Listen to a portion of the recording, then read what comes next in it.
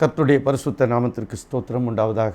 கடந்த நாளில் நேற்றைய தினம் நாம் 4வது சபை, 3வது சபை, 2வது சபையை பார்த்தோம். அதற்கு முந்தின தினம் 1வது சபையை பார்த்தோம். இப்படியாக ஒவ்வொரு சபையுடைய விளக்கங்களும் அச்சபையின் தூதர்களை குறித்தும் சபையின் ஆவிக்குரிய வல்லமைகளை குறித்தும் சபையுடைய பலங்களை குறித்தும் சபையுடைய பலவீனங்களை குறித்தும் நாம் பார்த்து கொண்டு வருகிறோம். இன்று நாம் பார்க்க போகிற சத்தியம் 5வது சபையாகும். இன்று நாம் எடுத்துக்கொண்ட வேத பாடம் வெளிப்படுத்தின விசேஷம் 3ஆம் அதிகாரம்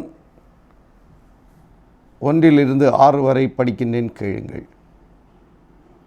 சர்தை சபையின் தூதனுக்கு நீ எழுத வேண்டியது என்னவெனில், தேவனுடைய 7 ஆவிகளையும் 7 நட்சத்திரங்களையும் உடையவர் சொல்லுகிறதாவது, உன் கிரியைகளை அறிந்திருக்கிறேன். நீ உயிர் உள்ளவன் என்று பெயர் கொண்டிருந்தும் செத்தவனாய் இருக்கிறாய். நீ விழித்து கொண்டு சாகிறதற்கேதுவாய் இருக்கிறவைகளை ஸ்திரப்படுத்து. உன் கிரியைகள் தேவனுக்கு முன்பாக நிறைவுள்ளவைகளாக நான் காணவில்லை. ஆகையால் நீ கேட்டு பெற்றுக்கொண்ட வகையை நினைவு கூர்ந்து அதை கொண்டு மனம் திரும்பு. நீ விழித்திராவிட்டால் திருடனைப் போல் உன்மேல் வருவேன். நான் உன்மேல் வரும் வேளை அறியாதிருப்பாய். ஆனாலும் தங்கள் வஸ்திரங்களை அசுசிப்படுத்தாத சில பேர் சர்தையிலும் எனக்கு உண்டு. அவர்கள் பாத்திரவான்களானபடியால் வெண் வஸ்திரம் தரித்து என்னோட கூட நடப்பார்கள். ஜெயம் கொள்ளுகிறவன் எவனோ அவனுக்கு வெண் வஸ்திரம் தரிப்பிக்கப்படும். ஜீவ புஸ்தகத்தில் இருந்து அவனுடைய நாமத்தை நான் கிறுக்கி போடாமல் என் பிதா முன்பாகவும் அவருடைய தூதர் முன்பாகவும் அவன் நாமத்தை அறிக்கையிடுவேன். ஆவியானவர் சபைகளுக்கு சொல்லுகிறதை காதுள்ளவன் கேட்க கடவன். ஆமென். இன்று நாம் எடுத்துக்கொண்ட வேத பாடம் 5வது சபையாகும். இப்பொழுது நாம் பார்த்து கொண்டிருக்கின்ற சபை 5வது சபையாகும். இந்த சபையை குறித்து நாம் நன்கு ஆராய வேண்டும். இந்த சபையானது இதன் துவக்கம் கிபி 1520 முதல் 1750 வரை ஆகும் இதன் துவக்கம். ஏனெனில் ஒரு தூதனுடைய எழுப்புதல் ஆரம்பிக்கின்றது. அதாவது 1517ஆம் ஆண்டு. அதனிருந்து அவருடைய மரணம் வரைக்கும் அவருடைய எழுப்புதல் ஆகும். இப்படியாக ஒவ்வொரு சபையுடைய தூதர்களுடைய எழுப்புதல் அந்த சபையின் துவக்கமாக இருக்கின்றது.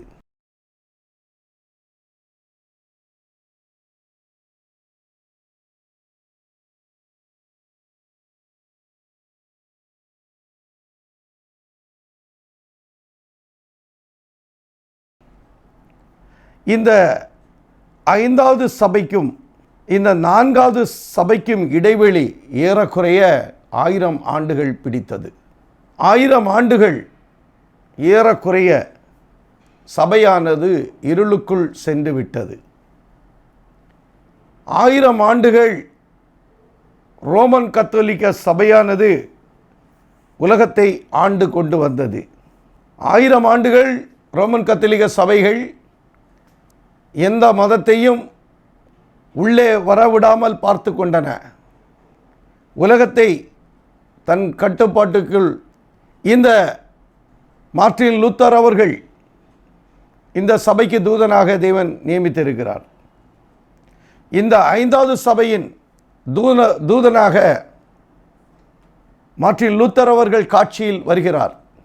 அவர் 5வது சபைக்கு நட்சத்திர தூதனாக காட்சியில் வந்த பொழுது சபையானது முழு இரவுக்குள் சென்றன. ஏனெனில் 4வது சபையானது இருளின் சபையாகும். 4வது சபையானது வல்லமைகளை இழந்துவிட்டது.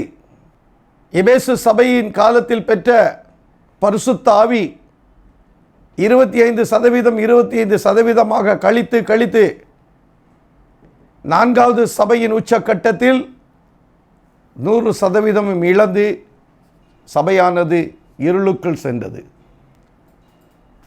இருண்ட காலமாக இருக்கின்றது. இக்காலத்தில் 5வது சபை தொடங்கப் போகின்றது. தொடக்கத்தில் சபையானது இருளுக்குள் இருக்கின்றது. மார்ட்டின் லூத்தர் காட்சிக்கு வருவதற்கு முன்பு சபை இருளுக்குள் சென்று விட்டது. இப்பொழுது இந்த சபையை குறித்து தேவன் சொல்லுகிறார், உன் கிரியைகளை அறிந்திருக்கிறேன்.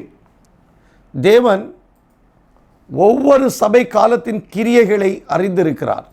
ஆனால் இந்த சபையை குறித்து பேசும் பொழுது உன் கிரியைகளை அறிந்திருக்கிறேன் சொன்ன தேவாதி தேவன் 2வது வசனத்தில் சொல்லுகிறார், உன் கிரியைகள் தேவனுக்கு முன்பாக நிறைவுள்ளவைகளாக நான் காணவில்லை.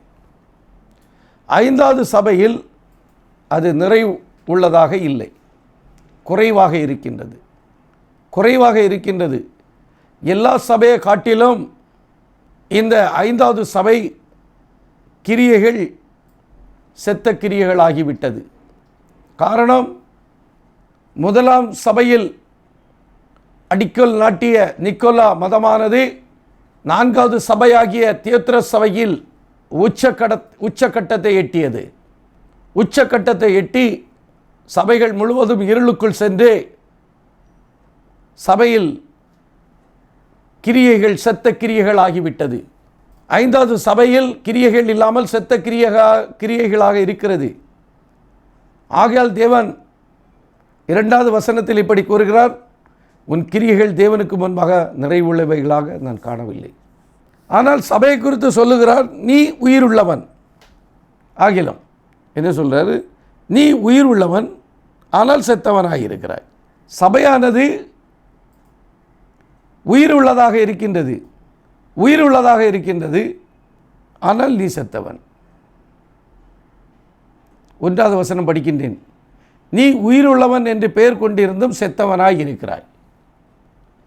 சபையானது உயிர் உள்ளது தான், ஆனால் செத்து விட்டது, மரித்து விட்டது. ஆகையால் நீ சாவுக்கு ஏதுவான காரியத்தை ஸ்திரப்படுத்து.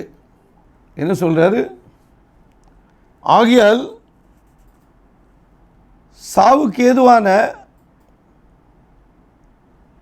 காரியங்களை ஸ்திரப்படுத்தணும். அதை ஸ்திரப்படுத்துவதற்காக தான் அங்கே மார்ட்டின் லூத்தரை எழுப்புகிறார். சபை மரித்து இருக்கின்றது, முழு இருளுக்குள் இருக்கின்றது. அங்கே ஒரு சீர்திருத்தத்தை, ஒரு புரட்சியை கொண்டு வருகிறார். இந்த மார்ட்டின் லூத்தர் 5வது சபையில் புரட்சி நாயகனாக காட்சியில் வருகிறார். மிகப்பெரிய சீர்திருத்தத்தை கொண்டு வருகிறார். இயேசு கிறிஸ்து சபையானது ரோமன் கத்தோலிக்கர்களால் படுகொலை செய்து 4வது சபையில் அது மரித்த வண்ணமாகவே இருக்கின்றது. மரிக்கவில்லை, மரித்த வண்ணமாகவே இருக்கின்றது. இப்பொழுது அந்த சபையானது மறுபடியும் உயிர் கொடுக்க வேண்டும், மறுபடியும் அது வெளிச்சத்தை பெற்றுக்கொள்ள வேண்டும். அந்த இயேசு கிறிஸ்துவின் நாமமானது 4 சபை காலமாக மரிக்க வைத்து விட்டார்கள் இந்த ரோமர்கள். இயேசு கிறிஸ்து என்ற பெயரை உச்சரிப்பதை விட்டுவிட்டு கடந்த 1000 ஆண்டுகளாக மரியாளுடைய பெயரையும் யோசேப்புடைய பெயரும் தூதர்களுடைய பெயர்களையும் உபயோகித்துக் கொண்டிருந்தார்கள். இயேசு கிறிஸ்துவின் பெயர் எங்கே இல்லையோ அங்கே அந்த சபை மரித்து விட்டது. அது ஒரு செத்த சபையாக இருக்கின்றது. இயேசு கிறிஸ்துவை அங்கே ஒரு குழந்தையாக காட்சியில் நிறுத்திவிட்டார்கள். அதுவும் குறிப்பாக இயேசு கிறிஸ்து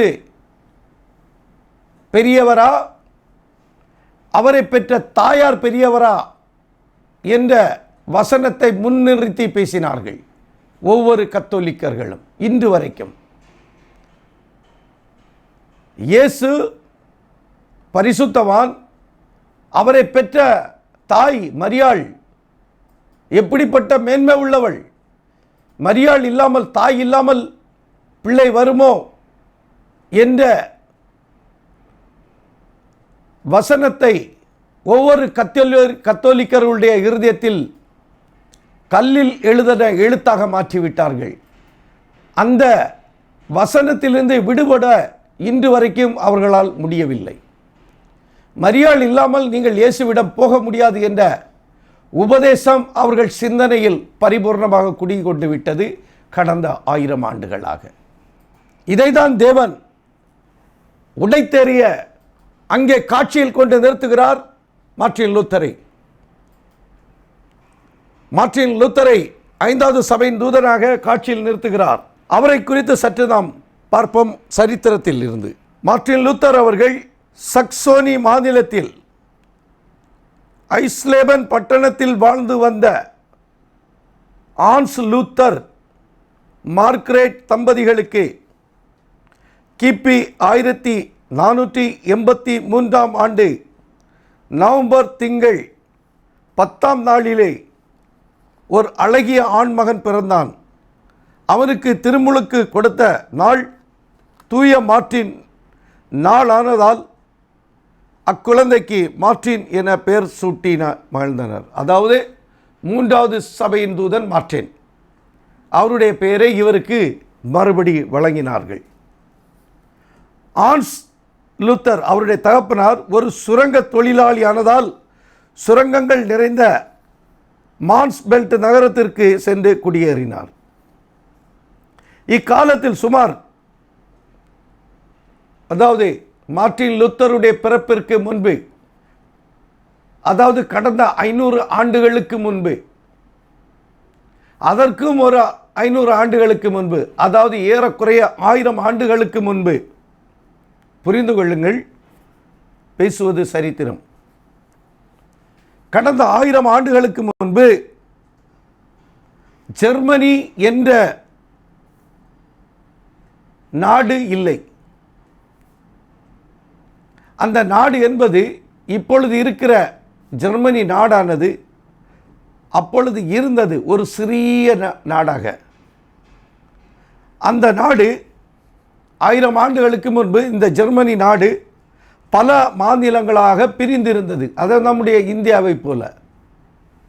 இந்தியா எப்படி பல மாநிலங்களாக பிரிந்திருந்து வெள்ளைக்காரர்களால் இந்தியா என்று பட்டப்பெயர் பெற்று இன்று காட்சியில் நிற்கிறதோ, அதே போல கடந்த 500 ஆண்டுகளுக்கு முன்பு அது ஜெர்மனி என்ற பெயர் வந்தது. அதற்கு முன்பு பல மாநிலங்களாக பிரிந்திருந்தது. அம்மாநிலங்கள் ரோம பேரரசின் கீழடங்கிய சிற்றரசர்களால் ஆட்சி செய்து வந்தனர். அப்போ முழு ஜெர்மனியையும் ரோமர்கள் தான் ஆட்சி செய்து வருகிறார்கள். இப்படி ஜெர்மனி முழுவதும் ரோமர்களுடைய ஆட்சி இருந்ததால் ஜெர்மனி தேசமானது ரோமன் கத்தோலிக்க தேசமாக ஆகிவிட்டது. மரியாளை பின்பற்றக்கூடிய, யோசேப்பை பின்பற்றக்கூடிய, தேவ தூதர்களை பின்பற்றக்கூடிய ஒரு மதமாக வந்தது. இவருடைய தகப்பனார் இவரை நன்கு படிக்க வைத்தார். நான் கதை சுருக்கமாக சொல்லிக் கொள்கிறேன். நன்கு படிக்க வைத்தார். இவரும் சளைக்காமல் தன் தகப்பனார் கொடுத்த ஊக்கத்தை நிறைவேற்றினார். கிரேக்கம், லத்தீன் ஆகிய மொழிகளில் சிறந்த தேர்ச்சி அடைந்தார். நல்ல எழுத்தாற்றல், சொல்லாற்றல் இவைகளிலிருந்தும் நண்பர்களிடமிருந்தும் ஆசிரியர்களிடமிருந்தும் அவர் நற்பெயர் பெற்றார். சிறு வயதிலிருந்தே பாட்டு பாடுவதிலும் இசைக்கருவிகளை மீட்டுவதிலும் வல்லமை படைத்தவராயிருந்தார். லூத்தர் தமது 18ஆம் வயதில் எர்பர்ட் பல்கலைக்கழக மாணவரானார். ஜெர்மனியின் சிறந்த பல்கலைக்கழகங்களுக்குள் ஒன்றாகிய அது 2000 மாணவர்களை கொண்டிருந்தது. குட்டி ரோம் என்று அழைக்கப்பட்ட எர்பர்ட் பட்டணத்தில் தூய 100 சமய நிறுவனங்கள் இருந்தன. லூத்தரின் விடுதி வாழ்க்கையில் கல்வியும் நடத்தையும் கடுமையாக கண்காணிக்கப்பட்டன. அக்காலத்தில் இக்காலத்தில் உள்ளது போல மின் விளக்கு கிடையாது, எண்ணெய் விளக்கு தான். இந்த எண்ணெய் விளக்கை எரிப்பதற்கு பணம் செலவழிகின்றது. ஆகையால் இந்த லூத்தர் விடிய காலம் அதிகாலையில் 4 மணிக்கு எழுந்து இரவு 8 மணி வரை கடுமையாக உழைத்தார், படித்தார். அவருடைய தகப்பனார் ஒரு சுரங்க தொழிலாளி. படிப்படியாக உழைப்பினால் முன்னேறி சற்று வசதி படைத்தவரானார். தன்னுடைய மகனின் கல்வியை பொறுப்பேற்று அவரை ஊக்கமாக படிக்க வைத்தார். இவரும் சளைக்காமல் படித்து தன் தகப்பனாருக்கு பேரும் புகழை வாங்கி கொடுத்தார். இவர் எப்போதும் ஜெபத்தோடும் தன் பாடங்களை படிக்க தொடங்குவார். பாடங்களில் எழும் ஐயங்களை ஆசிரியர்களிடம் கேட்டு நண்பர்களிடம் கலந்து உரையாடுவார். பாருங்க, இந்திய கால பிள்ளைகள் எப்படி படிக்கிறாங்க. விளக்கு இல்லை, நம்முடைய பிள்ளைகள் நாம் படிக்க வைக்கிறோம், அவர்களுக்கு எல்லா வசதியும் செய்து கொடுக்கிறோம், ஆகிலும் படிக்க முடியவில்லை. அது ஜெபத்தோடு படிக்கணும்னா முடியாது. ஆனால் இவர் எப்போ படிக்க உட்கார்ந்தாலும் அவர் ஜெபத்தை முன்னிறுத்தி தான் படித்து பட்டங்களை பெற்றார். அதிகமாக ஒவ்வொரு நூலகங்களுக்கும் சென்று அநேக புஸ்தகங்களை படிப்பார். இப்படி படிக்கிற பழக்கம்தான் இவருக்கு இருந்தது. ஒரு நாள் பாருங்க, இது முக்கியமாக ஒவ்வொரு கிறிஸ்தவனும் தெரிந்து கொள்ள வேண்டிய ஒரு பகுதியாகும். ஒரு நாள் லூத்தர் நூலகத்தில் சங்கிலியால் கட்டப்பட்ட நூதன நூல் ஒன்றை கண்டார். ஒரு நாள் லூத்தர் நூலகத்தில் சங்கிலியால் கட்டப்பட்ட நூதன நூல் ஒன்றை கண்டார். விலையுயர்ந்த நூல்களை இவ்வாறு சங்கிலியால் கட்டி வைப்பது அக்கால வழக்கம். முதன் முறையாக முழுமையான வேதாகமத்தை கண்டு ஆவலோடு படித்து அவர் பரவசமடைந்தார். பழைய ஏற்பாட்டில் அந்நாள் சாமுவேல் வரலாற்றையும் புதிய ஏற்பாட்டில் முன்பு படித்திராத நற்செய்தி பகுதிகளையும் அவர் கண்டு வியந்தார். இது போன்ற ஒரு பேரின்ப கருவூலம் தனக்கு சொந்தமாகும் நாள் என்னாலோ என்று எண்ணி ஏங்கினார். இன்று நமது வீட்டில், இன்றைய கிறிஸ்தவர்கள் வீட்டில் நபருக்கு 1 பைபிள் 2 பைபிள் என்று வீட்டிலே 5 பைபிள் 6 பைபிள் இருக்கின்றது. எனக்கே 8-10 பைபிள் இருக்குது. பைபிள் படிப்பதே எனக்கு ஒரு ஆர்வமானதாகும். இதே போல எத்தனை பேர் படிக்கிறார்கள். நமக்கு லகுவாக கிடைத்து விட்டது. ஆனால் அக்காலத்தில் பைபிள் என்பது 500 ஆண்டுகளுக்கு முன்பு அபூர்வமான காட்சியாக இருந்தது. 5வது சபையின் தூதன் முதலாக பைபிளை படிக்கிறார். அது அபூர்வமாக இருக்கின்றது. அதை படித்துவிட்டு அவர் நினைக்கிறார், என்று இந்த பைபிள் எனக்கு சொந்தமாகும் என்று ஏக்கத்தில் இருந்தார். இன்று நமது கரத்தில் பரிசுத்த வேதாகமம் இருக்கின்றது, படிப்பதற்கு நேரம் இல்லை. உலக காரியங்களிலும் உலக வேலைகளிலும் நாம் நேரத்தை செலவழிப்போம். சினிமாக்கள் பார்ப்பதற்கு, சீரியல் பார்ப்பதற்கு நேரத்தை செலவிடுகிறோம். உல்லாச வாழ்க்கைக்கு செலவிடுகிறோம். வேதத்தை படிப்பதற்கு ஒரு 10 நிமிடம் கூட மனதால் கொடுக்க முடியவில்லை. ஆனால் இந்த 5வது சபையின் தூதன் காட்சியில் வந்த பொழுது பரிசுத்த வேதாகமம் காட்சியில் வருகின்றது. பவுல் அப்போஸ்தலனுக்கு பிறகு 2வது சபை ஏறக்குறைய பரிசுத்த வேதாகமம் ஓடிக்கொண்டு இருக்கின்றது, சிறு சிறு பகுதிகளாக. என்று ரோமன் கத்தோலிக்கர் சபையை கைப்பற்றினார்களோ, கிபி 313 ஆண்டுகளுக்கு பின்பு 1000 ஆண்டுகள் ரோமன் கத்தோலிக்க ஆட்சி நடந்ததோ, அந்த 1000 ஆண்டுகள் பரிசுத்த வேதாகமானது கட்டப்பட்டு நூலகத்தில் வைக்கப்பட்டது. யாரும் எவரும் படிக்க முடியாது. 1000 ஆண்டுகள் வேதாகமத்தை இருளுக்குள் வைத்து விட்டார்கள். முதலாக மார்ட்டின் லூத்தருக்கு படிப்பதற்கு ஒரு வாய்ப்பு கிடைத்தது. முதலாக அவர் முதலாக பரிசுத்த வேதாகமத்தை படித்து அதை ஜெர்மன் மொழியில் மொழிபெயர்த்தார். எபிரேய கிரேக்க மொழியில் இருந்த, புரிந்து கொள்ளுங்கள், பரிசுத்த வேதாகமம் எபிரேய மொழியிலும் கிரேக்க மொழியிலும் இருந்ததாக நாம் பார்க்கிறோம். அந்த வேதாகமத்தை முதல் மொழிபெயர்த்தவர் 5ஆம் சபையின் தூதனான மார்ட்டின் லூத்தர் ஆவார். அதை அவர் ஜெர்மனி மொழியில் மொழிபெயர்த்தார். இன்றைக்கு அதே அநேகர் கதைகளை அவுத்து விடுவார்கள். அந்த கதைகளை எல்லாம் கேட்காதீர்கள். முதல் மொழிபெயர்ப்பு ஜெர்மனியில் நடந்தது. காரணம், முதல் அச்சுக்கூடம் தொடங்கியதும் ஜெர்மனியில் தான். முதல் அச்சு எந்திரத்தை கண்டுபிடித்தவர் ஜெர்மனியை சார்ந்த ஜான் கூடன்பார்க் என்பவர் தான் முதல் அச்சு எந்திரத்தை கண்டுபிடித்தார். பிரிண்டிங் பிரஸ்ன்னு சொல்லுகிறோமே இங்கிலீஷில், அதை கண்டுபிடித்தவரும் ஜெர்மனிக்காரர் தான். இந்த பைபிளை மொழிபெயர்த்தவரும் ஜெர்மனிக்காரர் தான். 2 பேரும் ஒரே காலகட்டம், அதுவும் 1500ஆம் ஆண்டுகள். அதே காலகட்டம் 15ஆம் நூற்றாண்டில் தான் ஜான் கூடன்பார்க் என்பவரும், 15ஆம் நூற்றாண்டில் தான் மார்ட்டின் லூத்தர் என்ற 5ஆம் நட்சத்திர தூதரும் காட்சியில் நிற்கிறார்கள். முதல் மொழிபெயர்க்கப்பட்டது ஜெர்மன் மொழியில். அதே ஜெர்மன் தேசத்தில் தான் 1945ஆம் ஆண்டு நடந்த 2வது உலக யுத்தத்திற்கு காரணமான சாத்தான் ஹிட்லரும் அதே ஜெர்மன் தேசத்தில் தான் பிறந்தார். பிரிண்டிங்கை கண்டுபிடித்த ஜான் கூடன்பார்க்கும் ஜெர்மனி தேசத்தை சேர்ந்தவர். 5வது சபையின் தூதனானவரும் ஜெர்மனி தேசத்தை சேர்ந்தவர். உலகத்தை அழிவுக்கு கொண்டு சென்ற படுகொலை செய்த கொலைக்காரன் ஹிட்லரும் ஜெர்மனி தேசத்தை சேர்ந்தவர் தான். சுட்டிக்காட்ட விரும்புகிறேன். இந்த வேதாகமத்தின் மீது அவருக்கு ஒரு அபார ஆசை இருந்தது. அதன் மேன்மையை உணராது வாழ்வது எத்தனை பரிதாபம். இந்த பரிசுத்த வேதத்தின் மேன்மையை உணராமல் வாழ்வது பரிதாபம் என்று கவலை கொள்கிறார் இந்த நட்சத்திர தூதன் மார்ட்டின் லூத்தர் அவர்கள். அவர் படித்துவிட்டு அவர் சொல்லார், இந்த நாள் தான் என்னுடைய சிறந்த நல்ல நாள்னு சொல்லுவார். அவர் என்றைக்கு பரிசுத்த வேதாகமத்தை படித்தாரோ அதுதான் என்னுடைய சிறந்த நல்ல நாள் என்று சொல்லுகிறார். வேறு எந்த நாளையும் அவர் சிறந்த நாள் என்று சொல்லவில்லை. என்றைக்கு அவர் வேதம் கண்ணில் தென்பட்டதோ, என்றைக்கு அதை படித்தாரோ அதுதான் அவருடைய நன்னாள், சிறப்பான நாள் என்று சொல்லுகிறார், மகிழ்ச்சியான நாள் என்று சொல்கிறார். ஆனால் அவருடைய தகப்பனாருக்கு இவரை சட்டக்கல்வி படிக்க வைத்து ஒரு வக்கீலாக வேண்டும் என்ற ஒரு ஆர்வம் இருந்தது. ஆனால் இவரோ வேறு சிந்தனை. இவர் எங்கே வந்துட்டாரு? மாற்று சிந்தனை.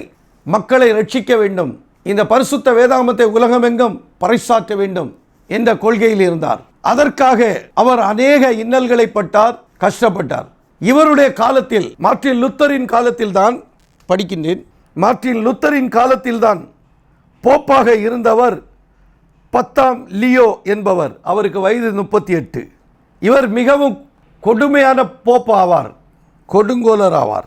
மார்ட்டின் லூத்தரின் காலத்தில் இருந்த போப்புடைய பெயர் 10ஆம் லியோ.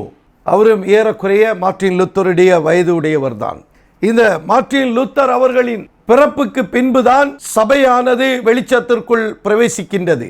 இப்படியாக அவர் தம்முடைய வாழ்க்கை பயணத்தை கர்த்தராகிய இயேசு கிறிஸ்துவுக்கு செலவழிக்க துணிந்து விட்டார். அவரை குறித்து அநேகமாக தெரிந்து கொள்ள வேண்டுமானால் அவருடைய சரித்திர புஸ்தகத்தை நாம் படித்து கொண்டு தெரிந்து கொள்ளுங்கள். நான் 5வது சபையை குறித்து உங்களுக்கு விளக்க வந்திருக்கிறேன். இந்த 5வது சபையின் தூதன் மார்ட்டின் லூத்தர் அவர்கள் மிகவும் கஷ்டப்பட்டு இந்த ஊழியத்தை செய்தார். இவர் காட்சியில் வந்துவிட்டார். அவர் காட்சியில் வந்த பொழுது ரோமன் கத்தோலிக்கர்களுடைய கொள்கைகளை எதிர்த்தார். அவர் பாவ மன்னிப்பு சீட்டை விற்பதற்கு எதிர்ப்பு தெரிவித்தார். ஏன் பாவ மன்னிப்பை இலவசமாக கொடுக்கவில்லை? ஏன் இவர்கள் விற்கிறார்கள்? இதுதான் அவருடைய சிந்தனையில் உதித்த முதல் புரட்சியாகும். அவர் தேவனுக்கும் மனுஷனுக்கும் மத்தியஸ்தர் ஒருவரே என்ற கொள்கையை எதிர்த்தார். தேவனுக்கும் மனிதனுக்கும் மத்தியஸ்தர் கர்த்தராகிய இயேசு கிறிஸ்து மாத்திரமே. இதில் அவர் தீவிரமாக இருந்தார். ஒருபோதும் மனிதன் மத்தியஸ்தராக முடியாது என்ற கொள்கையில் அவர் மிக தீவிரமாக செயல்பட்டார். ஜெர்மனியில் புரட்சி வெடித்தது. போப்புகளுடைய அக்கிரமங்களை எல்லாம் உலகத்திற்கு எடுத்துரைத்தார். ரோமன் கத்தோலிக்க சடங்காச்சாரங்களை எல்லாம் எதிர்க்க ஆரம்பித்தார். நான் சரித்திரத்திலிருந்து ஒரு சில காரியங்களை நான் படிக்கிறேன். இவர் காலத்தில் நடந்த அக்கிரமங்களை எல்லாம் யார் யார் என்ன செய்தார்கள் என்பதை பாருங்க. சபை சொல்லுது, முன்பு செய்த கிரியைகளிலும் பின்பு செய்த கிரியைகள் அதிகமாக இருக்கிறது. 5வது சபையின் தூதனுக்கு வரக்கூடிய செய்திகள். இந்த காலம் சரித்திரத்திலே மிகவும் கொடூரமான காலமாய் இருந்தபடியால் 5வது சபையின் காலம் மிக கொடுமையான காலமாம். 4வது சபையில் இருளாக சென்றது, அது 5வது சபை வரை சென்றது. போப் 3ஆம் இன்னோசென்ட் என்பவன் தன்னை தேவனின் பிரதிநிதி என்றும் சபையின் மேலும் உலகத்தின் மேலும் அதிகாரம் செலுத்த உரிமை உடையவர் என்று கூறிக்கொண்டார். இது நாம் முன்பு பார்த்தோம் செய்திகள். இவர் காலத்தில் ஆயிரக்கணக்கானவர் கொல்லப்பட்டனர். இதை எதிர்க்கிறவர்கள் எல்லாம் கொலை செய்தார்கள். யார்? போப்புகள். அவர் பேர் 3ஆம் இன்னோசென்ட். போப் 3ஆம் இன்னோசென்ட். சீர்திருத்த காலத்தை தவிர்த்து மக்களின் இரத்தத்தை அதிகமாக சிந்தப்பட்ட காலம் இதுவே. மார்ட்டின் லூத்தர் காலத்தில் அப்படியே நின்றுவிட்டது. அதற்கு சற்று முன்பு போப்புடைய அதிகாரப்பூர்வமான ஆட்சி ஆரம்பித்த பொழுது அவர்களை எதிர்த்த கத்தோலிக்கர்களை எதிர்த்த ரோமன் கத்தோலிக்கர்களை எதிர்த்த ஆயிரக்கணக்கானவர்களை படுகொலை செய்தார்கள். இந்த காலம் வேசிகள் ஆட்சி செய்யும் காலம் என்று சரித்திர ஆசிரியர்கள் கூறுகிறார்கள். 3ஆம் சகரியஸ் என்பவருக்கு ஒரு வைப்பாட்டி இருந்தாள், அதாவது சிஸ்டர். சிஸ்டர் என்றால் கன்னியாஸ்திரிகள் என்று நாம் சொல்லுவோம். அதே போல பிரதர்ஸ்கள் இருந்தார்கள். இந்த சிஸ்டர்களை இந்த பிரதர்ஸ்கள் வேட்டையாடுவார்கள். இது அரங்கேறி கொண்டிருந்தது. போப்புகள் தங்கள் உல்லாச வாழ்க்கைக்கு இந்த சிஸ்டர்களை பயன்படுத்தி கொண்டனர். அந்த வைப்பாட்டி, இந்த சகரியஸ் என்பவருக்கு வைப்பாட்டி இருந்தால் அவள் மூலம் இவருக்கு அநேக கள்ள புத்திரர்கள் பிறந்தார்கள். இவர் போப்பின் அரண்மனையில் நிறைத்து அதை கள்ளர் குகையாக்கி போட்டனர். இந்த சகரியஸ் என்ற போப்பின் வைப்பாட்டியான மரோசியா என்பவள் அனஸ்டேசியஸ் என்பவரை கொன்று போட்டாள். 11ஆம் ஜான் என்பவர் மரோசியாவுக்கு பிறந்த கள்ளப்புத்திரனாவான். இந்த 12ஆம் ஜான் என்பவர் மரோசியாவின் பேரனாவார். இவர் அநேக விதவைகளையும், பாருங்க நடக்கக்கூடிய அக்கிரமங்களை, அநேக விதவைகளையும் கன்னி பெண்களையும் கற்பழித்தார். ஒரு நாள் ஒரு பெண்ணோட விபச்சாரம் செய்யும் போது அந்த பெண்ணின் கணவன் கடுங்கோபம் கொண்டு அவரை கொன்று போட்டான்.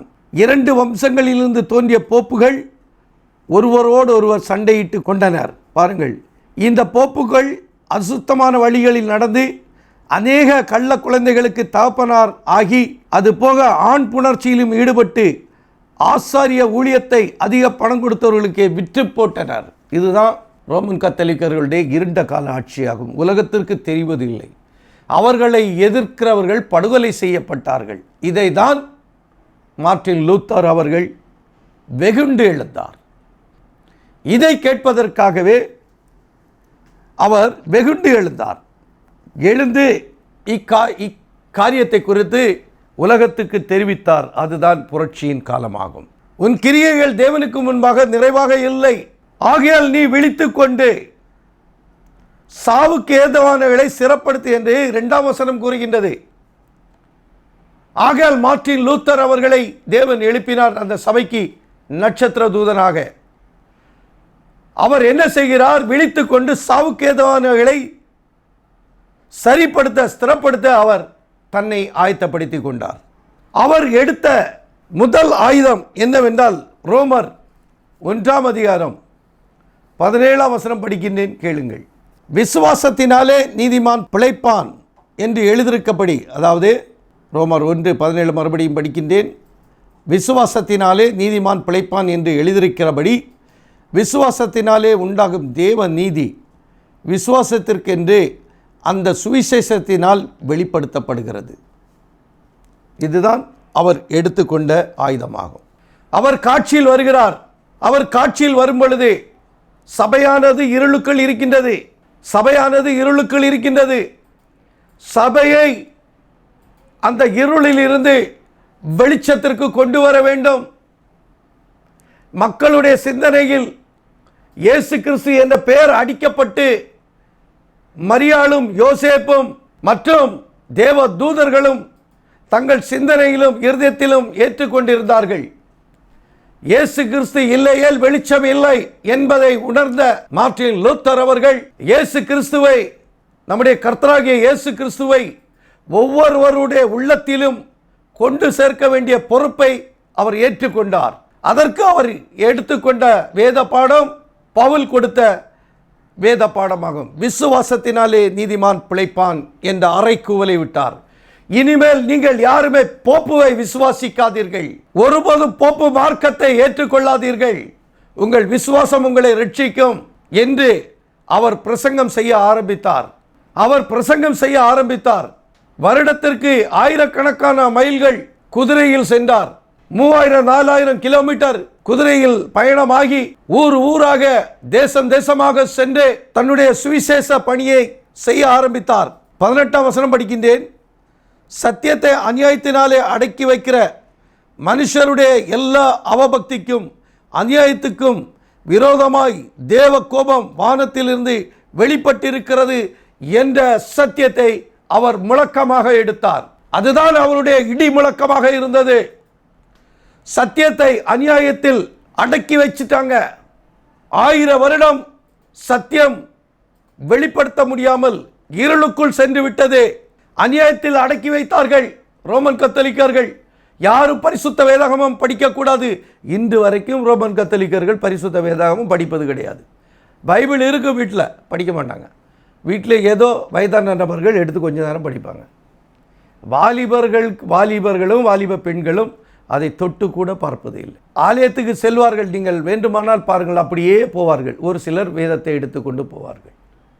அங்கே சில நிமிடம்தான் நிற்பார்கள், அத்துடன் வெளியேறி விடுவார்கள். இத்துடன் முடிந்தது ஆராதனை. அரை மணி நேரம் 1 மணி நேரத்திற்குள் அவர்களுடைய ஆராதனை முடிந்து விடுகிறது. எப்படி நீங்கள் தேவனுடைய வல்லமையை உணர முடியும்?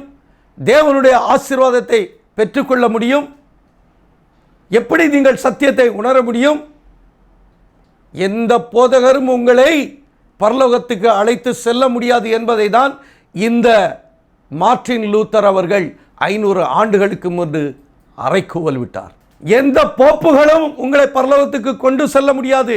எந்த போப்புகளும் உங்களுக்கு பாவ மன்னிப்பு தர முடியாது. எந்த போப்புகளும் உங்களுக்கு மத்தியஸ்தராக இருக்க முடியாது என்று அறைகூவல் விட்டார் இந்த மார்ட்டின் லூத்தர் அவர்கள். இதுதான் அவருடைய இடி முழக்கமாக இருந்தது 5வது சபையின் காலத்தில். சத்தியத்தை அநியாயத்தில் அடக்கி வைக்கிற மனுஷருடைய எல்லாவித அவபக்திக்கு எதிராக குரல் கொடுத்தார். எல்லா விதமான அவபக்திக்கும் மார்ட்டின் லூத்தர் அவர்கள் எதிர்குரல் கொடுத்தார். அநியாயத்துக்கு விரோதமாய் போராடினார். அவர் ஒரு புரட்சி நாயகனாக 500 ஆண்டுகளுக்கு முன்பு காட்சியில் நின்றார். எல்லா விதமான அநியாயத்துக்கும் எதிர்குரல் கொடுத்தார். அரசியலும் ஆட்டம் கண்டது, மதம் மட்டுமல்ல. மார்ட்டின் லூத்தருடைய அறைகூவலானது மதம் மட்டும் ஆட்டம் காணவில்லை, ஆட்சியும் ஆட்டம் கண்டது.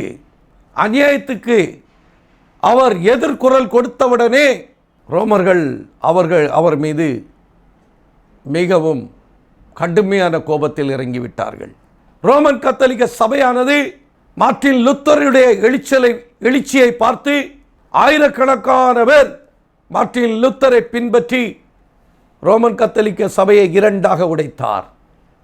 ஒன்று புரொட்டஸ்டன்ட் என்றும் இன்னொன்று ரோமன் கத்தோலிக்கர் என்றும் ஆகியது. புரொட்டஸ்டன்ட் என்ற சபையானது மார்ட்டின் லூத்தரால் தொடங்கப்பட்டது.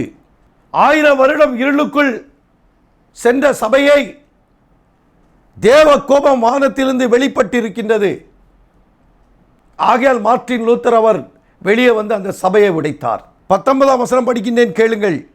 தேவனை குறித்து அறியப்படுவது அவர்களுக்குள்ளே வெளிப்பட்டிருக்கிறது, தேவனே அதை அவர்களுக்கு வெளிப்படுத்தியிருக்கிறார். ஆமென்.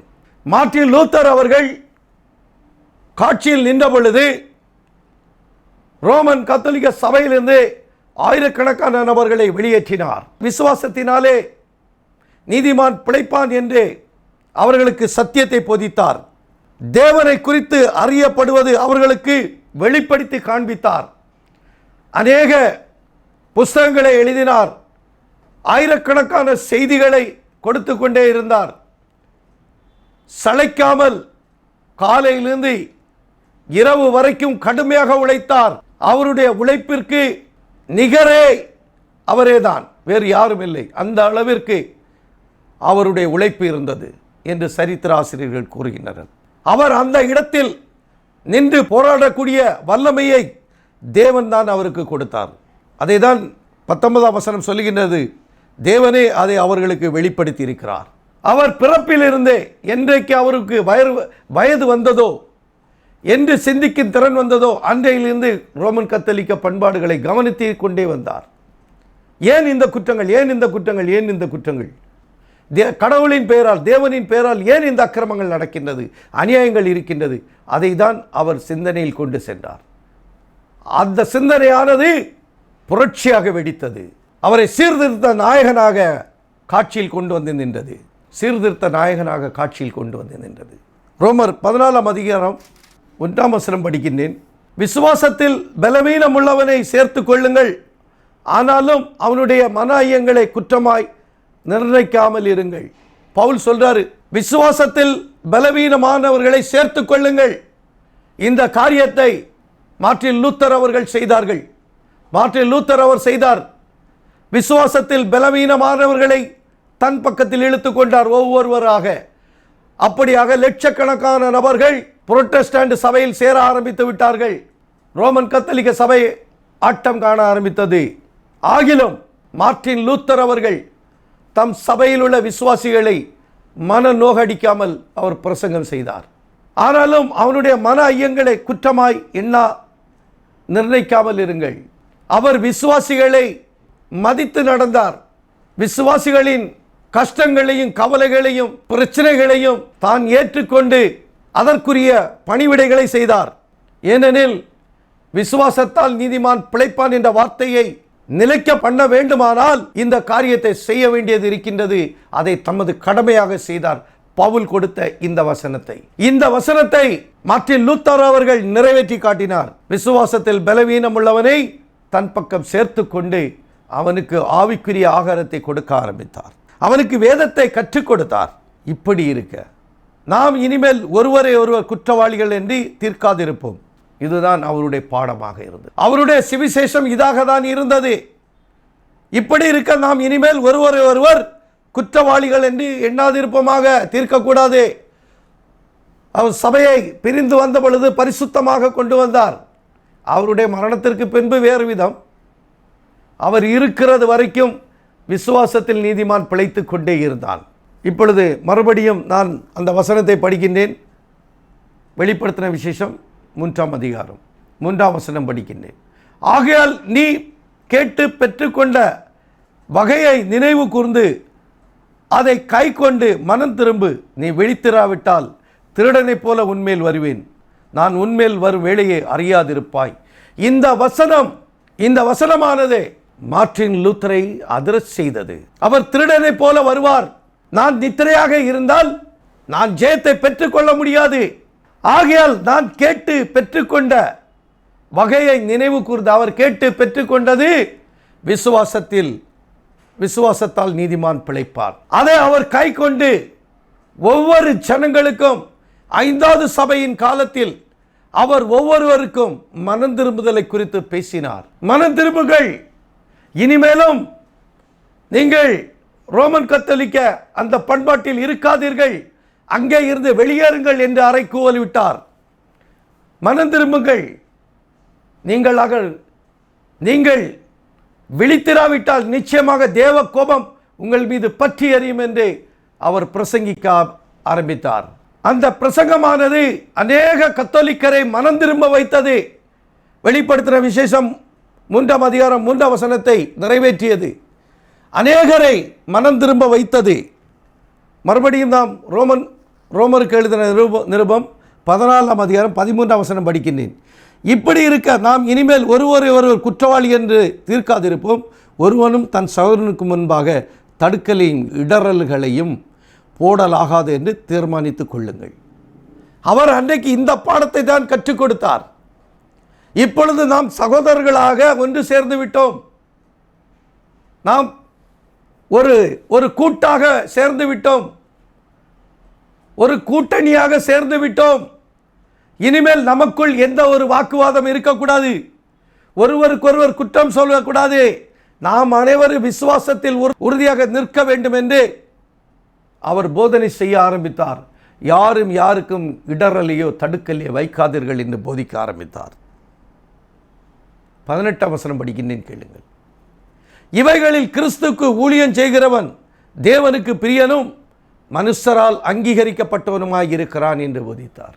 இந்த 5வது சபைக்கு அவர் செய்த ஊழியத்தை குறித்து பார்த்து கொண்டே இருக்கிறோம். 5வது சபையின் தூதன் எப்படி காட்சியில் நிற்பான் என்று பவுல் அன்றைக்கே எழுதி வைத்து விட்டார். அவனுடைய ஊழியத்தின் மேன்மையை அன்றைக்கே எழுதி வைத்து விட்டார். இந்த வசனங்களை மார்ட்டின் லூத்தர் அவர்கள் நிறைவேற்றினார். இவைகளை செய்கிறவன், இப்படிப்பட்ட கடுமையான ஊழியத்தை செய்கிறவன் கிறிஸ்தவ ஊழியக்காரன் ஆவான். இவைகளில் கிறிஸ்துவுக்கு ஊழியம் செய்கிறவன் தேவனுக்கு பிரியனும் மனுஷரால் அங்கீகரிக்கப்பட்டவனுமாய் இருக்கிறான். மார்ட்டின் லூத்தர் அவர்கள் செய்த ஊழியமானது தேவனுக்கு பிரியமான ஊழியமாக இருந்தது. அது மனுஷரால் அங்கீகரிக்கப்பட்டதாக இருந்தது. 1000 வருடமாக சாத்தான் தன் பிடிக்குள் வைத்திருந்த சபையை மீட்டெடுக்க கடுமையாக போராடி தேவனுடைய வல்லமையினால் அந்த சபையை மீட்டெடுத்தார். அதை மீட்டெடுக்கும் பொழுது அவருடைய ஊழியமானது தேவனுக்கு பிரியமான ஊழியமாக இருந்தது. மனுஷரால் அங்கீகரிக்கப்பட்டவனுமாய் இருக்கிறான். அக்காலத்தில் அநேகரால் சாட்சி பெற்ற ஒரு மனிதனாக இருந்தார். இந்த வசனத்தை அவர் செய்து முடித்தார். 22ஆம் வசனம் படிக்கிறேன், கேளுங்கள். உனக்கு விசுவாசம் இருந்தால் அது தேவனுக்கு முன்பாக உன்மட்டும் இருக்கட்டும். நல்லதென்று நிச்சயித்த காரியத்தில் தன்னை குற்றவாளியாக்காதவன் பாக்கியவான். இந்த வசனத்தை அப்படியே செய்து முடித்தவர் மார்ட்டின் லூத்தர். பவுல் கொடுத்த இந்த வசனத்தை, இந்த தீர்க்க தரிசன வசனத்தை நிறைவேற்றி காட்டியார். உனக்கு விசுவாசம் இருந்தால் அது தேவனுக்கு முன்பாக உன்மட்டும் இருக்கட்டும். நல்லதென்று நிச்சயித்த காரியத்தில் தன்னை குற்றவாளி ஆகாதவன் பாக்கியவான். அவர் கற்றுக்கொண்ட நல்ல காரியங்களை அவரை பாக்கியவானாக்கியது, அவரை குற்றவாளி ஆக்கவில்லை. அவருடைய நல்ல ஊழியமானது, அவர் நல்லதென்று நிச்சயித்து செய்த ஊழியமானது அநேக ஜனங்களை விசுவாசத்தில் வழி நடத்தி சென்றது. விசுவாசத்தால் நீதிமான் பிழைப்பான், விசுவாசத்தால் நீதிமான் பிழைப்பான் என்ற ஊழியத்தை பரிபூர்ணமாக செய்து முடித்தார். அவர் ஒரு புரட்சி நாயகன். புரட்சி நாயகன். அக்காலத்தில் அவர் வேத பண்டிதராகவும் இருந்தார். ஒவ்வொரு போப்புகளும் குருமார்க்கர்களும் அவரை கண்டு நடுங்கினார்கள். வேதத்தை குறித்து அவரிடம் பேசுவதற்கு யாருக்குமே தைரியம் இல்லாமல் இருந்தது. அந்த அளவிற்கு அவர் வேதத்தை கற்றறிந்தார். இப்படியாக அவர் தம்முடைய ஊழியத்தை செய்து முடித்தார். 15ஆம் அதிகாரம் 2ஆம் வசனம் படிக்கின்றேன், கேளுங்கள். நம்மில் ஒவ்வொருவனும் பிறனுடைய பக்தி விருத்திக்கு ஏதுவான நன்மை உண்டாகும்படி அவனுக்கு பிரியமாய் நடக்க கடவன். இந்த வசனத்தை மார்ட்டின் லூத்தர் அவர்கள் செய்து முடித்தார். நம்மில் ஒவ்வொருவனுக்கும் அப்படிதான் அவர் போதித்தார். விசுவாசம் இல்லாமல் தேவனுக்கு பிரியமாய் இருப்பது கூடாத காரியம் என்று போதித்தார். விசுவாசம் இல்லாமல் தேவனுக்கு பிரியமாய் இருப்பது கூடாத காரியம். விசுவாசத்தால் நீதிமான் பிழைப்பான் நாம் ஒவ்வொருவனும் பிறனுக்கு பக்தி விருத்திக்கு ஏதுவாக நாம் நடக்க வேண்டும் என்று போதித்தார். நாம் ஒவ்வொருவனும் பிறனுக்கு நன்மையை உண்டாகும்படி நம்முடைய வாழ்க்கை இருக்க வேண்டும் என்று போதித்தார். நாம் ஒவ்வொருவனும் அந்நியர்களுக்கு பிரியமாக நடக்க வேண்டும் என்று போதித்தார். நாம் ஒவ்வொருவரும் கிறிஸ்துவின் பிரதிபலிப்பாக இருக்க வேண்டும் என்று போதித்தார். இப்படியாக 5வது சபையை வெளிச்சத்திற்கு கொண்டு வருவதற்கு மிகவும் பாடுபட்டு மிகவும் கஷ்டப்பட்டு அவருடைய மரணத்திற்கு முன்பாக ஏறக்குறைய மறுபடியும் சபையை வெளிச்சத்திற்குள் கொண்டு வந்து விட்டார். இருளில் கிடந்த அந்த சபையானது மறுபடியும் 25% வெளிச்சத்தை ஏற்றுக்கொண்டது. ரோமன் கத்தோலிக்க சபையானது 25% வெளிச்சத்தை இழந்தது. ரோமன் கத்தோலிக்க சபையானது 100% தன்னகத்தில் கொண்டது. மார்ட்டின் லூத்தரின் வரவால், 5வது சபையின் தூதனுடைய வரவால் தன் கரத்திலிருந்து 25% இழந்து விட்டது. 5வது சபையில் சற்று பிரகாசிக்க ஆரம்பித்தது இந்த தூதனுடைய ஊழியத்தின் மூலம். படிக்கின்றேன். மறுபடியும் வெளிப்படுத்தின விசேஷம் 3ஆம் அதிகாரம் 4ஆம் வசனம் படிக்கிறேன். ஆனாலும் தங்கள் வஸ்திரங்களை அசுசிப்படுத்தாத சில பேர் சர்தையிலும் உனக்கு உண்டு. அவர்கள் பாத்திரவான்கள் ஆனபடியால் வெண் வஸ்திரம் தரித்து என்னோட கூட நடப்பார்கள். ஆனாலும் தங்கள் வஸ்திரங்களை அசுசிப்படுத்தாத, இப்பொழுது 5ஆம் சபைக்கு அங்கே ஒரு சிறு கூட்டத்தை ஆயத்தப்படுத்தி விட்டார். மார்ட்டின் லூத்தரின் மூலம் தங்கள் வஸ்திரத்தை சுத்தப்படுத்தின 25% ஆயத்தமாகிவிட்டார்கள். சர்தை சபையில் வந்து விட்டார்கள். அவர்கள் பாத்திரவான ஆனபடியால் வெண் வஸ்திரம் தடி என்னோட கூட நடப்பார்கள். இப்போ நம்முடைய கர்த்தராகிய இயேசு கிறிஸ்துவின் கூட வெண் வஸ்திரம் தரித்து மார்ட்டின் லூத்தர் அவர்களும் அவரை சார்ந்த பரிசுத்தவான்களும் நடப்பார்கள், நடந்து கொண்டிருக்கிறார்கள் 5வது சபையில். அவர்கள் ஜெயம் கொண்டவர்கள். 5ஆம் வசனம் சொல்லுகின்றது, ஜெயம் கொள்கிறவன் எவனோ அவனுக்கு வெண்வஸ்திரம் தரிப்பிக்கப்படும். ஜீவ புஸ்தகத்திலிருந்து அவனுடைய நாமத்தை நான் கிறுக்கி போடாமல் என் பிதாவின் முன்பாகவும் அவருடைய தூதர் முன்பாகவும் அவன் நாமத்தை அறிக்கையிடுவேன் என்று அங்கே ஆசீர்வாதத்தை வைத்து விட்டார். அந்த 4வது சபையின் காலத்தில் வஸ்திரத்தை அசுத்தப்படுத்தாமல் சுத்தப்படுத்தின கூட்டங்களாகும் மார்ட்டின் லூத்தருடைய கூட்டங்கள். இதை குறித்து ரோமருக்கு எழுதின நிருபம் 16ஆம் அதிகாரம் 17ஆம் வசனம் படிக்கின்றேன், கேளுங்கள். அன்றியும் சகோதரரே, நீங்கள் கற்றுக்கொண்ட உபதேசத்திற்கு விரோதமாய் பிரிவினையும் இடரல்களையும் உண்டாக்குறவர்களை குறித்து எச்சரிக்கையாய் இருந்து அவர்களை விட்டு விலக வேண்டும் என்று உங்களுக்கு புத்தி சொல்லுகிறேன். அப்படிப்பட்டவர்கள் நம்முடைய கர்த்தராகிய இயேசு கிறிஸ்துவுக்கு ஊழியம் செய்யாமல் வயிற்றுக்கே ஊழியம் செய்து நயவசனிப்பினாலும் இச்சக பேசினாலும் கபடில்லாதவர்களுடைய இருதயங்களை வஞ்சிக்கிறவர்களாகவும் இருக்கிறார்கள் என்று பவுலுடைய உபதேசத்தை மார்ட்டின் லூத்தர் அவர்கள் நிறைவேற்றினார். இந்த வசனம்தான் அவருடைய ஆயுதமாக இருந்திருக்கின்றது. என்ன சொல்லுகிறார்? அன்றி சகோதரரே, நீங்கள் கற்றுக்கொண்ட உபதேசத்திற்கு விரோதமாக, அந்த 5வது சபையின் உபதேசத்திற்கு விரோதமாக பிரிவினைகளையும் இடர்களையும் உண்டாக்குறதை குறித்து எச்சரிக்கையாய் இருங்கள். எச்சரிக்கை விடுத்தார். ரோமன் கத்தோலிக்க சபைக்கு எச்சரிக்கை விடுத்தார். நீங்கள் எல்லோரும் விசுவாசத்தால் நீதிமான் பிழைப்பான் என்ற வார்த்தையோடு வெளியே வாருங்கள், அவர்களை விட்டு வெளியே வாருங்கள் என்று அக்காலத்தில் ஒவ்வொரு நபருக்கு அவர் புத்தி சொல்ல ஆரம்பித்தார், அறிவை கொடுக்க ஆரம்பித்தார். அந்த மதவாதிகள், அந்த குருக்கள், இவர்கள் நம்முடைய கர்த்தராகிய இயேசு கிறிஸ்துக்கு ஊழியம் செய்யாமல் தங்கள் வயிற்றுக்கே ஊழியம் செய்கிறார்கள். உங்களை ஏமாற்றுவதற்காக நய வசனிப்பாலும் இச்சக பேசினாலும் கபடில்லாதவர்களுடைய இருதயங்களை வஞ்சிக்கிறவர்களுமாய் இருக்கிறார்கள். நீங்கள் முன்பு இருந்த சபையானது இப்படிப்பட்டவர்கள், உங்களை வஞ்சிக்கிற கூட்டங்கள். அவர்கள் அழகாக சில கதைகளை சொல்லி உங்களை ஏமாற்றி தங்கள் பக்கம் வைத்திருக்கிறார்கள். ஆகையால் அவர்களை விட்டு வெளியே வாருங்கள் என்று புத்தி சொல்ல ஆரம்பித்தார் பவுலின் சுவிசேஷத்தை கொண்டு மார்ட்டின் லூத்தர் அவர்கள். அவர்கள் கர்த்தராகிய இயேசு கிறிஸ்துவுக்கு ஊழியம் செய்யாமல் மரியாளுக்கும் யோசேப்புக்கும் தூதர்களுக்கும் ஊழியம் செய்கிறவர்கள். அவர்களை நம்பி ஏமாந்து போகாதீர்கள் என்று உபதேசம் செய்து இருளில் இருந்த ஜனங்களை வெளிச்சத்திற்கு கொண்டு வந்தார் மார்ட்டின் லூத்தர் அவர்கள். இப்பொழுது வெளிப்படுத்தின விசேஷம் 3ஆம் அதிகாரம் 5ஆம் வசனம் படிக்கின்றேன். ஜெயங்கொள்கிறவன் எவனோ அவனுக்கு வெண்வஸ்திரம் தரிப்பிக்கப்படும். ஜீவ புஸ்தகத்திலிருந்து அவனுடைய நாமத்தை நான் கிறுக்கி போடாமல் என் பிதாவின் முன்பாக அவருடைய தூதர் முன்பாகவும் என் நாமத்தை அறிக்கையிடுவேன். இப்போ அங்கே 2 ஆசீர்வாதம் கொடுத்திருக்கிறார். என்ன ஆசீர்வாதம்? ஜெயங்கொள்ளுகிறவனுக்கு வெண் வஸ்திரம் கிடைக்குது. 5வது சபையில் வெண் வஸ்திரம் கிடைத்திருக்கு.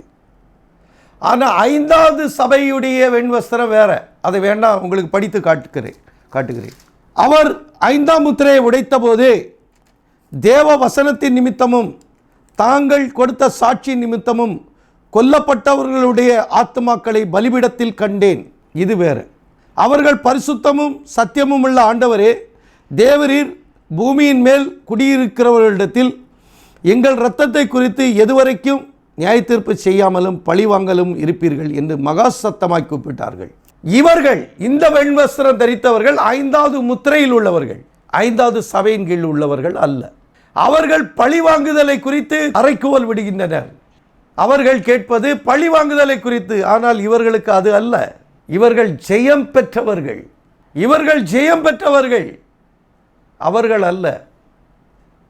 இவர்களுக்கு அன்று மார்ட்டின் லூத்தர் அவர்களுடைய பிரசங்கத்தால் மீட்கப்பட்டவர்களுக்கு வெண்வஸ்திரம் கிடைக்கின்றது. அவனுடைய பெயர் ஜீவ புஸ்தகத்திலிருந்து கிறுக்கி போடாமல், பார்த்தீங்களா, ஜீவ புஸ்தகத்திலிருந்து அவனுடைய பெயர் கிறுக்கப்படாமல் பிதாவின் முன்பாகவும் அவருடைய தூதர் முன்பாகவும் அவன் நாமத்தை அறிக்கையிடுவேன். அப்படியானால் 5வது சபையின் தூதனான மார்ட்டின் லூத்தர் அவர்களின் பிரசங்கத்தை கேட்ட ஒவ்வொரு நபருடைய பெயர் எங்கே எழுதப்பட்டிருக்கின்றது? ஜீவ புஸ்தகத்தில் எழுதப்பட்டிருக்கின்றது. 5வது சபையின் வெளிச்சத்தில் நடந்த விசுவாசிகள் தங்கள் பெயரை ஜீவ புஸ்தகத்தில் எழுதிவிட்டார்கள். எவ்வளவு பெரிய பாக்கியசாலிகள்! எவ்வளவு லகுவாக கிடைத்து விட்டது. ஒவ்வொரு சபைக்கு ஒவ்வொரு விதமான ஆசீர்வாதம். 5வது சபையின் ஆசீர்வாதம் ஜீவ புஸ்தகத்தில் அவர்களுடைய பெயர் எழுதப்பட்டிருக்கின்றது. 4ஆம் சபையின் ஆசீர்வாதம், நான் என் பிதாவினிடத்தில் அதிகாரம் பெற்றது போல ஜாதிகள் மேல் அதிகாரம் கொடுப்பேன். இது அவர்களுடைய ஆசீர்வாதம். அவர்களுக்கு விடிவெள்ளி நட்சத்திரத்தை கொடுப்பார். 4வது சபையின் ஆசீர்வாதம். 3வது சபையின் ஆசீர்வாதம், ஜெயங்கொள்ளுகிறவனுக்கு மறைவான மன்னாவை புசிக்க கொடுப்பேன். அவனுக்கு வெண்மையான குறிக்கல்லையும் அந்த கல்லின் மேல் எழுதப்பட்டதும் அதை பெறுகிறவனை வேண்டி வேறொருவனும் அறியக்கூடாதமாகிய புதிய நாமத்தை கொடுப்பேன். இது 3வது சபைக்கு புதிய நாமம், மறைவான மன்னா கிடைக்கின்றது. 2வது சபையின் ஆசீர்வாதம் என்ன? ஜெயங்கொள்ளுகிறவன் 2ஆம் மரணத்திலே சேதப்படுவதில்லை என்று எழுதினார். அவனுக்கு ஜீவ கிரீடத்தை கொடுப்பேன். 2வது சபைக்காரர்கள் ஜீவ கிரீடத்தை பெற்றுக்கொள்கிறார்கள். 1ஆம் சபைக்காரர்கள் ஜீவ கனியை பெற்றுக்கொள்கிறார்கள். 3ஆம் சபைக்காரர்கள் புதிய நாமத்தை தரித்து கொண்டு மறைவான மன்னாவை புசிக்கிறார்கள். 4ஆம் சபைக்காரர்கள் ஜாதிகளின் மேல் அதிகாரத்தை பெற்றுக்கொள்கிறார்கள். அவர்களை ஆள இரும்புக்கோல் அவர்கள் கரத்தில் கொடுக்கப்பட்டிருக்கின்றது. விடிவெள்ளி நட்சத்திரத்தையும் அவர்களுக்கு கொடுத்து விட்டார். இவர்கள் யாருக்கு கிடைக்காத மிகப்பெரிய பாக்கியம் 5வது சபைக்கு கிடைத்திருக்கிறது. நேரடியாகவே அவர்கள் ஜீவ புஸ்தகத்தில் அவர்களுடைய பெயர் எழுதப்பட்டு விட்டது. ஜீவ புஸ்தகத்திலிருந்து அவனுடைய பெயர் நாமத்தை நான் கிறுக்கி போடாமல் என் பிதாவின் முன்பாகவும் அவருடைய தூதர் முன்பாகவும் அவன் நாமத்தை அறிக்கையிடுவேன் என்று 5வது சபையின் ஆசீர்வாதத்தை வெளிப்படுத்தி இருக்கின்றார் யோவான் அப்போஸ்தலன். இதை குறித்து வேதத்திலிருந்து இன்னொரு வசனத்தை பார்ப்போம்.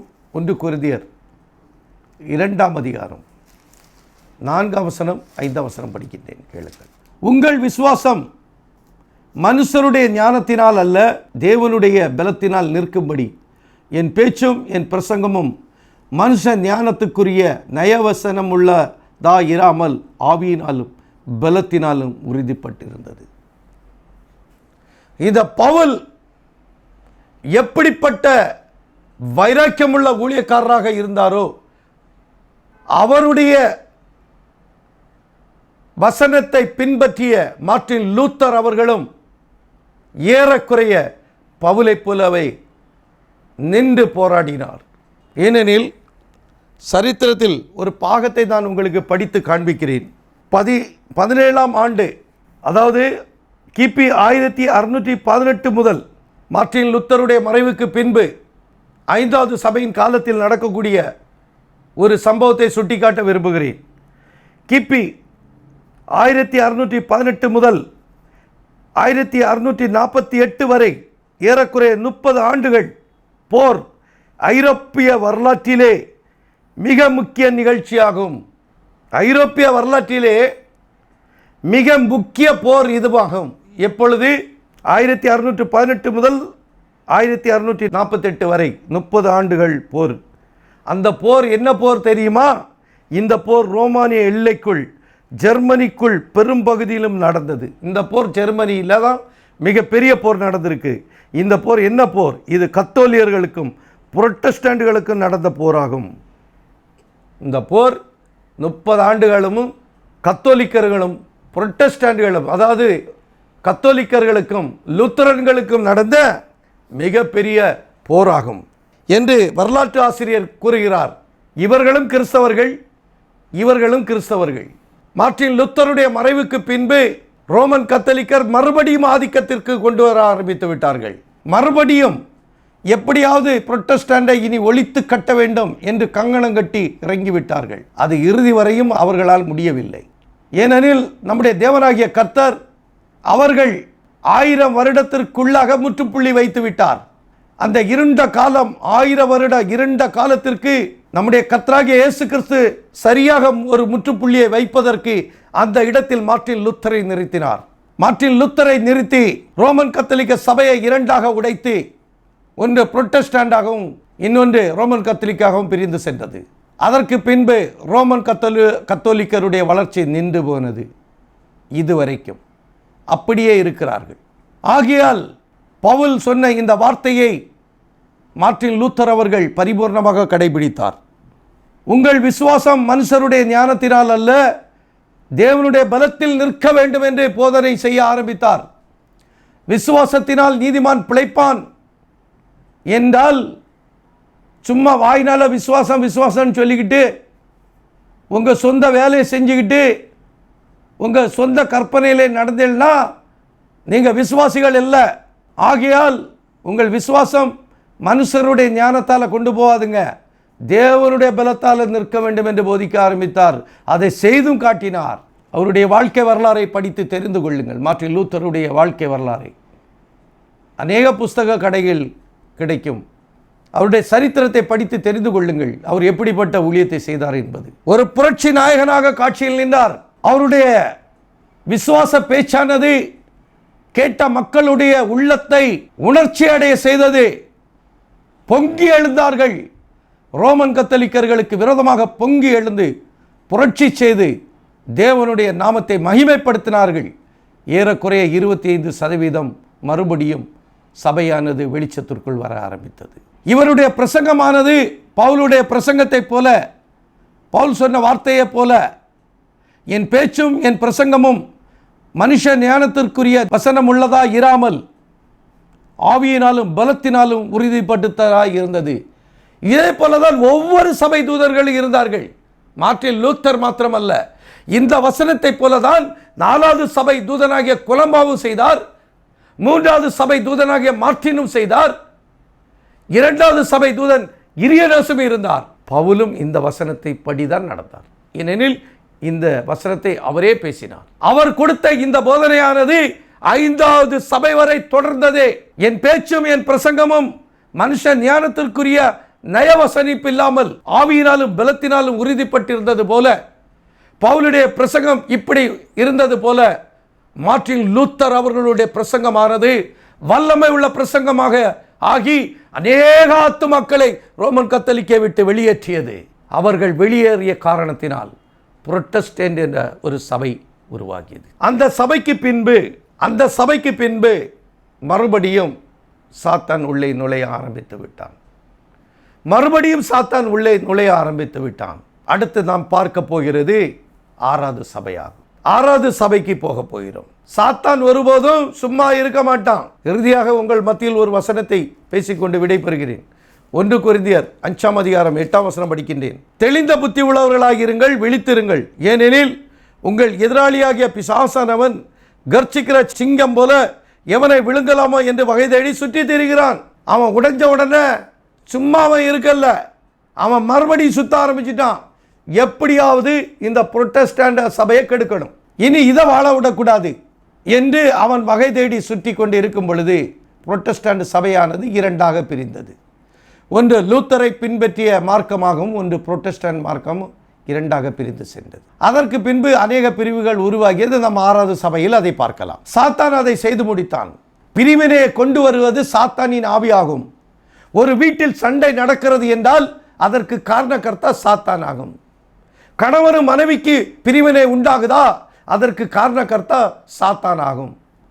பிள்ளைகளுக்கும் பெற்றோருக்கும் பிரிவினை உண்டாகுதா, அதற்கு காரணக்கர்த்தா சாத்தான் ஆகும்.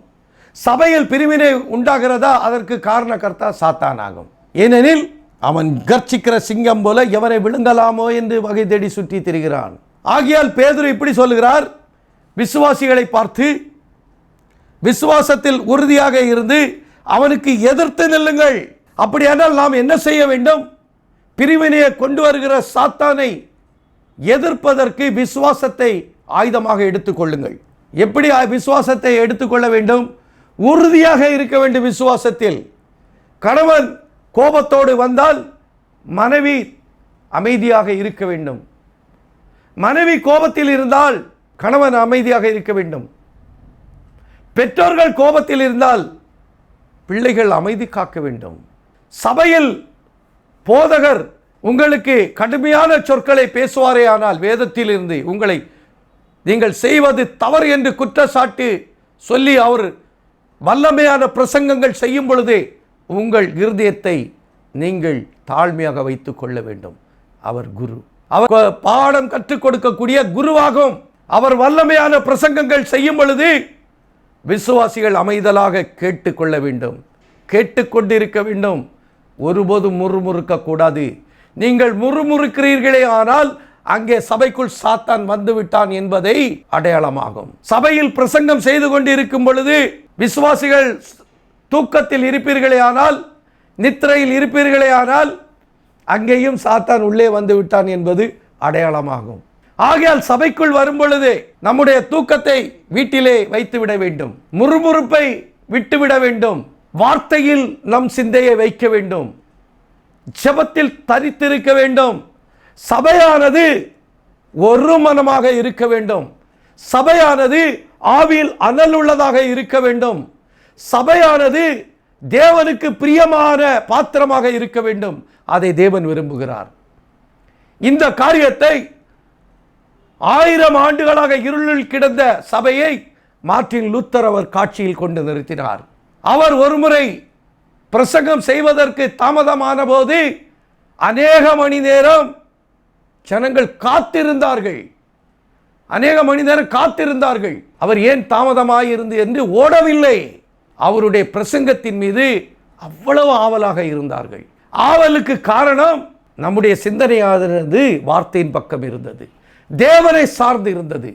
ஆகையால் இந்த 5வது சபையின் செய்தியை கேட்டுக்கொண்டிருக்கும் என் அருமை தேவ பிள்ளைகளே, இந்த செய்தியை கேட்டு நீங்களும் விழிப்புணர்வு அடைந்து உற்சாகம் அடைந்து நம்முடைய கர்த்தராகிய இயேசு கிறிஸ்துவுக்கு சாட்சியாக நிற்போம். கர்த்தர் நம் எல்லோரையும் ஆசீர்வதிப்பார். ஆமென். Praise the Lord.